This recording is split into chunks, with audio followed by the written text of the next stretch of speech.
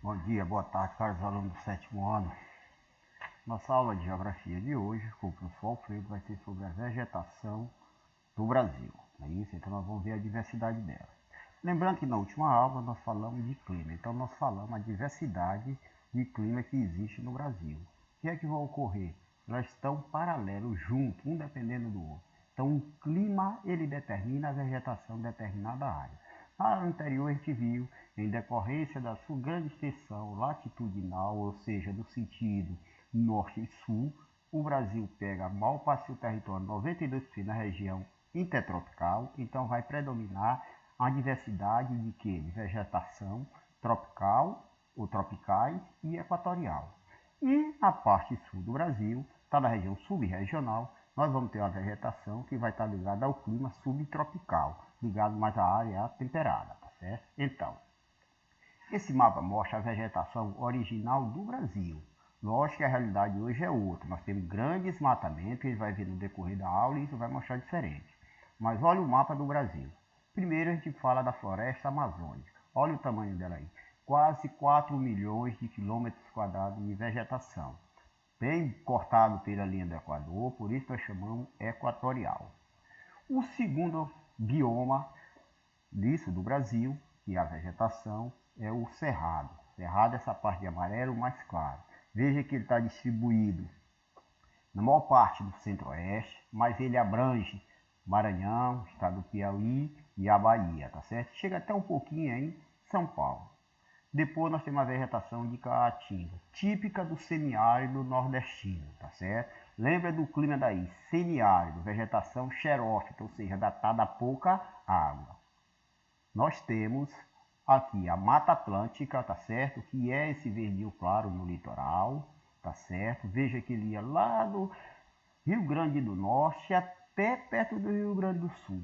Essa daí também é uma das maiores biodiversidades do mundo, mas em decorrência que nós vamos ver posteriormente, ela, pelas atividades econômicas, ela é bastante desgastada. Nós temos ainda o Pantanal Mato Grossense, que ele é mais uma transição, uma área alagada que pega a vegetação pouca, uma partezinha, mas ainda tem resquício da floresta amazônica, predomina a parte de cerrado, mas até um pouco de vegetação de caatinga nós vamos encontrar aí. E abaixo do Trópico de Capricórnio, na área subtropical, nós temos as matas dos pinhais, chamado também de mata das araucárias, tá certo? Essa daí é a vegetação subtropical em decorrência do clima subtropical. Então ela vai predominar do Paraná, Santa Catarina e Rio Grande do Sul. E no extremo sul nós temos uma parte que é chamada de campos, que são aquelas gramíneas sem vegetação arbórea. Então vamos para a primeira. Floresta amazônica, tá certo? É a primeira que nós vamos falar. Tá aí. Ela é dividida em estratos, ou seja, nós temos 3 perfis de vegetação. Olha aqui. Essa região lembra clima equatorial, chuva distribuída de janeiro a dezembro, com alguma parte com índice chegando até 3, 4 mil milímetros. Lógico que no período do verão, que vai de dezembro até abril, o índice pluviométrico é maior. Quando entra o período do inverno, que é o momento que nós estamos vivendo no hemisfério sul, essa chuva diminui. Então o rio ele tem um ciclo, ele tem um período que ele sai do seu leito e entra na calha, fica bem largo, lembra que aí é planície, e depois ele retorna para aí. Então quais são os estratos que nós temos aí? Primeiro é a mata de igapó, vegetação de menor porte, está próximo aos rios, de janeiro a dezembro essa área é alagada, tá certo? Então ela tem água o tempo todo. Aí é onde vive os ribeirinhas, onde você tira o açaí, onde você tem esses castanha do Pará, essas coisas todas. Depois nós temos a mata de várzea. Quando fala de várzea, ela segue o ciclo do rio. No período da cheia, essa área alaga, né? Fica largo e ela é inundada, tá certo? Quando chega o período da diminuição de chuva, aí a água recua, ela fica um pouco seca. E acima nós temos as matas de terra firme, que é onde ficam grandes árvores, tá certo? E que nunca é alagada, tá certo? Pegamos bem aqui uma parte da floresta amazônica para vocês terem uma ideia. Vou falar por alto algumas características. Ela é higrófila. Higrófila quer dizer adaptada à água. Como chove de janeiro a dezembro, nós estamos aí na bacia, maior bacia hidrográfica do mundo, então ela é adaptada a grande quantidade de água. Ela é perene, ou seja, ela é sempre verde. Olha a imagem aí. Não interessa se é janeiro, se é dezembro, qualquer mês, ela sempre tem folha. A gente chama de perene, tá certo? Não é diferente das áreas temperadas, que nós chamamos de caduca, que quando chega no período do outono, ela começa a amarelar, vai cair e vai se renovar. Essa não, é de janeiro a dezembro. Cai uma folha, está nascendo outra, tá certo? Ela é heterogênea, ou seja, a diversidade de espécie é enorme. Por isso que nós falamos que essa floresta é a maior biodiversidade do mundo. Num hectare ou num quilômetro quadrado você encontra dezenas e dezenas de espécies, tá certo? Ela é densa, ou seja, ela é fechada. Durante o dia, nessa parte de terra firme, o sol não consegue penetrar. E é uma árvore topada na outra, tá certo? Essas são as características da floresta amazônica. Depois, eu coloquei 3 aqui para a gente fazer um paralelo. Primeiro, nós temos a Mata Atlântica, que está aqui em cima. Ela é um pouco menos densa que a floresta amazônica, mas tem todas as outras características, tá certo? Essa floresta é uma das maiores biodiversidades do mundo. Lembra do mapa que ele mostrou que ela não está no litoral, mas acompanha a costa todinha. Foi a primeira vegetação a ser desmatada no território brasileiro. Por que isso ocorreu? Porque ela está no litoral, lembra? Eu falei, ela nativa, ela ia do Rio Grande do Norte ao Rio Grande do Sul. Os portugueses se fixaram no Brasil em 1530. A primeira atividade econômica que foi? Retirada do pau-brasil, extrativismo. É dentro da Mata Atlântica. Então a retirada foi imensa. Vocês têm uma ideia, com menos de 30 anos, a coroa portuguesa já criou lei para proibir o desmatamento. Mas quando acabou esse extrativismo, que não tinha necessidade mais do pau-brasil, que surgiu novas formas de cismento de roupa, Portugal vai e coloca quem? Atividade econômica. O ciclo da cana-de-açúcar. Monocultura com grandes latifúndios. Qual é a área? Exatamente da Mata Atlântica. Então você desmata uma grande área para plantar a cana-de-açúcar. E aí vem um período todo desse ciclo. Quando ele entra em decadência, o próximo ciclo é o do ouro, na região das Minas Gerais. Então pegar ali onde atualmente é Minas Gerais, parte do Rio, aquela história toda.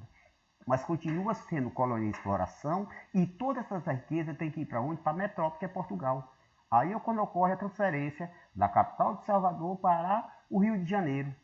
E aí, tendo aí, você tem que levar todos esses recursos minerais para ir para Portugal. E aí começa o que? Novamente continua o desmatamento dessa região.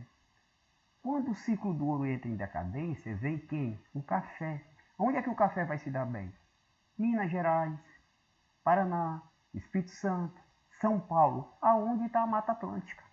Se eu pegar o mapa do Brasil e eu der uma olhada, as capitais, grandes capitais do país, estão todas no litoral. Então, relembrando, extrativismo do pau-brasil, ciclo da cana-de-açúcar, mineração, café e a urbanização toda na área da Mata Atlântica.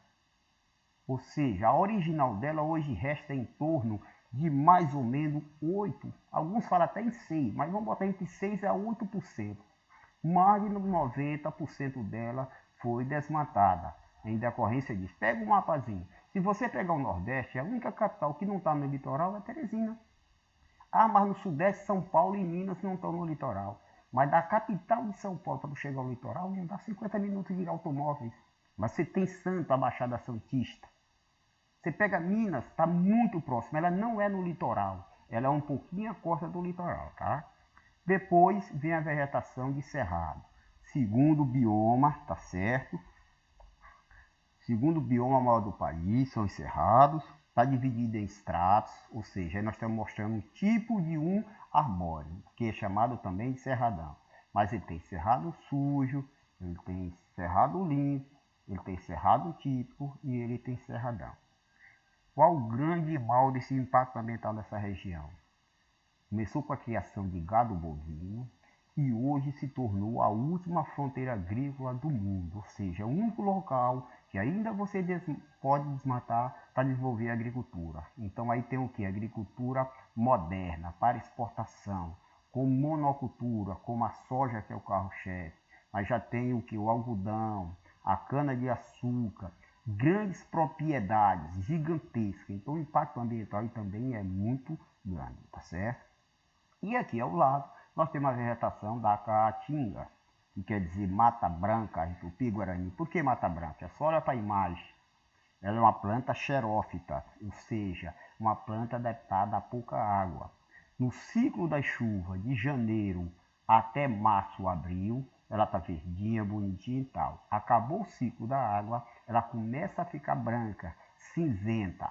Ela solta a sua folha para ela poder sobreviver. Porque se ela fica com a folha, tem evapotranspiração. Toda a água que ela sugar desse solo, que são raízes profundas, às vezes as raízes são maiores que as próprias plantas, ela vai sair pela folha.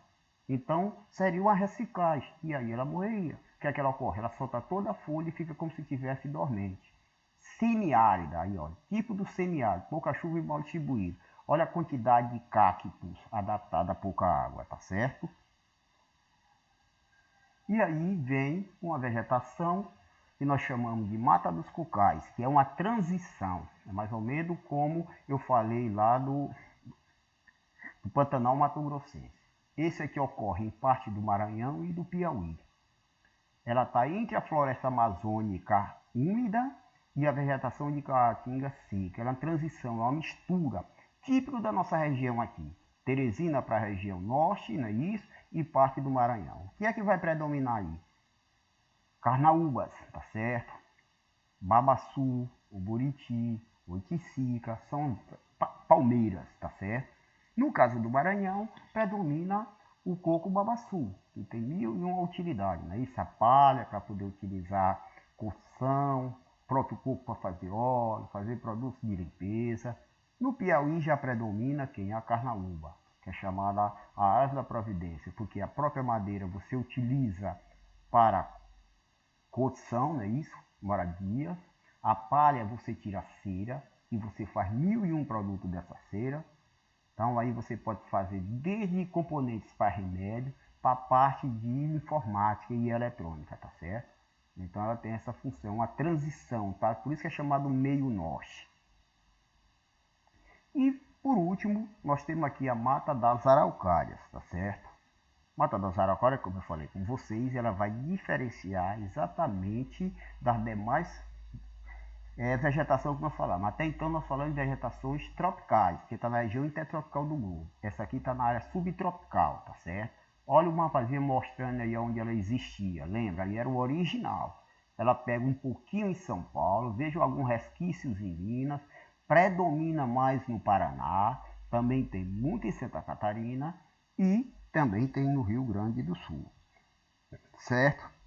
Essa vegetação, as características dela. A primeira, ela é homogênea, ou seja, só uma espécie. Eu chamo de araucária e chamo de pinhais, de pinheiro. Por quê? Porque 90% das espécies que tem são pinheiros. Então tá aí, ó, tudo idêntico e igual. Também a vegetação já sofreu um impacto ambiental gigantesco. Primeiro, era uma madeira mole, então ela é ideal para construção civil e para móveis. A região sul do país, no primeiro momento da sua colonização, era de pequenas propriedades. Depois transformou em grandes propriedades de latifúndio, para a produção da soja, tá certo? Para o setor agropecuário. Então isso gerou um impacto gigantesco nessa região. Resta apenas, em média, 3% dessa vegetação. A maioria está em parque e hoje é até proibido você desmatar ela, tá certo? E aí vem os impactos ambientais nessa grande biodiversidade do território brasileiro. Primeira coisa, nós falamos de vegetação. Então, quando eu chego lá e faço a supressão da vegetação, ou seja, eu retiro toda essa vegetação, os impactos ambientais em decorrência disso é enorme. Por quê? Porque quando eu tenho essa vegetação, nós falamos dela, as coisas são o quê? São dência, são arbórea. A chuva bate na copa, vai amortecer a sua velocidade da chuva, cai no solo, boa parte vai infiltrar e outra vai escoar mais de leve. A primeira imagem mostra uma área de quê? Desmatada. O solo ficou o quê? Nu. Então, quando vem a chuva, bate nele, e aí esse solo, que é a camada superficial, é arrastado todo, e vai criando ó, essas vossorocas, que são esses grandes buracos em profundidade. Isso aqui pode chegar a profundidade em algumas partes de 5, 6, 10 metros de profundidade. Um solo para se formar leva no mínimo 100 anos. Aqui, ó, esse solo é praticamente impossível você poder reconstruir. Também vai fornecer sedimento para a faixa da praia. Se tem a praia, desmatou toda a vegetação de restinga que existe ali, de coisa, o que é que ocorre? A água vem, bate e vai levando e vai criando esse suco ó, enorme e vai gerando isso. Depois vem o desgaste inadequado de resíduo sólido. Então você pega uma área aberta, aonde foi desmatado, e você vai jogando esse acúmulo todo aqui, todinho, tá certo? E depois você tem a poluição hídrica em área de preservação. Por quê? Por causa de esgoto a céu aberto. Você tem céu aberto aí, né? O esgoto a céu aberto, essa água sempre vai descer para a parte baixa e vai cair nos rios. Pega Teresina como exemplo. Todas as águas de Teresina tem 15 a 20% de aterro sanitário. O restante todo está o quê? Está céu aberto. Essa água bate, vai escoar e desce dessa maneira aí, tá certo? Tudo em consequência disso daí. Encerramos por aqui, até a próxima.